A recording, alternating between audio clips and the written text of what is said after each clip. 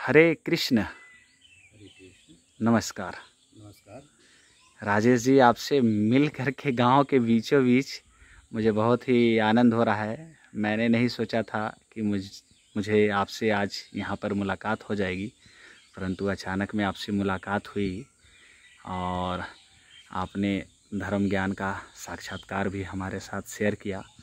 मुझे भी इससे एक ताकत मिल रही है, प्रचार में और भी बल मिलेगा। तो आज आप हमारे दर्शकों के साथ रूबरू हो जाएं और हमारे खूंटी ज़िले के सभी भक्तजनों को बताएं कि भगवद गीता रामायण की क्या महत्वता है। हरे कृष्ण प्रचार केंद्र खूंटी इस्कॉन के सभी भक्तजन क्यों गांव-गांव भटक भटक करके घर घर दरवाजे दरवाजे रामायण और गीता बांट रहे हैं। क्या आवश्यकता पड़ गई है। इतना कोरोना काल महामारी भी झेल रहा है और लोग आज धर्महीन हो चुके हैं। तो इस विषय में अवश्य ही थोड़ा सा आप बतलाएं।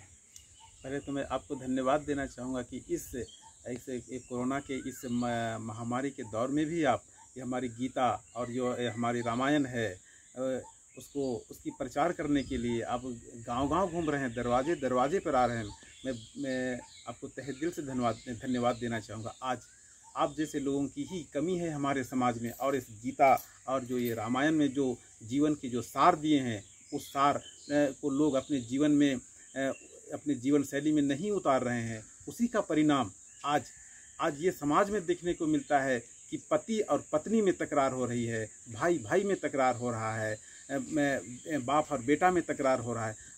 लेकिन ये गीता और ये जो रामायण है, यदि इसके सार को लोग समझेंगे तो ये तकरार नहीं होगी। विशेषकर समाज में देखने को मिलता है कि जो पति है, जो अपनी पत्नी की परवरिश कर रहा है, लेकिन वो पत्नी भी अपने पति के पीछे खंजर लेकर खड़ी है।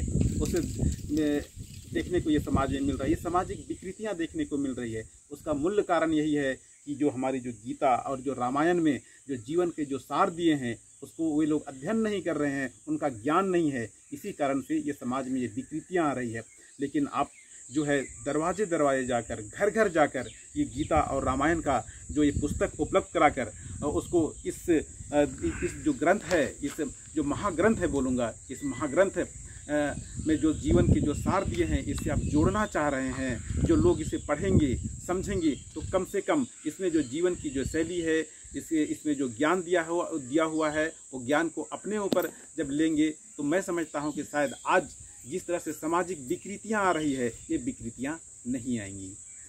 मैं तो समाज के हर लोगों से अपील करूंगा कि ये गीता और ये रामायण में जो जीवन की जो सार दिए हुए हैं, उसे अध्ययन करें और अपने जीवन शैली में उतारें। एकदम आपकी बातों को भी लोग मानेंगे। और खूंटी ज़िले में सभी कोई आपको जानते हैं। आप पेशे से वकील हैं और काफ़ी दिनों से खूंटी की जनता की सेवा भी कर रहे हैं, और विकृतियाँ धर्म ग्रंथ से ही दूर होंगी।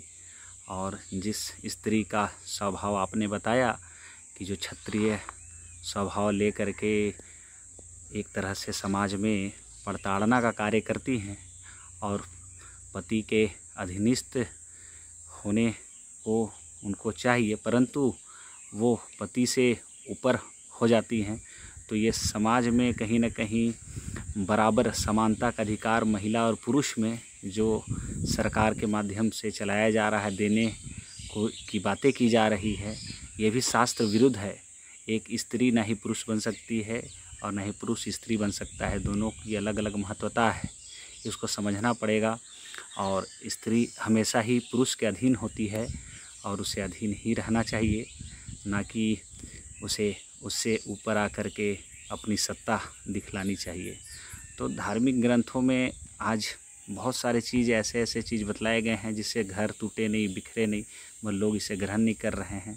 तो मुझे बहुत ही अच्छा लगा कि आपने ग्रहण किया और आपका घर परिवार सभी ज्ञान को लेकर अध्यात्म की ओर आगे बढ़े, भगवान के आदेश को समझे और प्रगति करे। तो आपका मैं पुनः धन्यवाद करना चाहूँगा।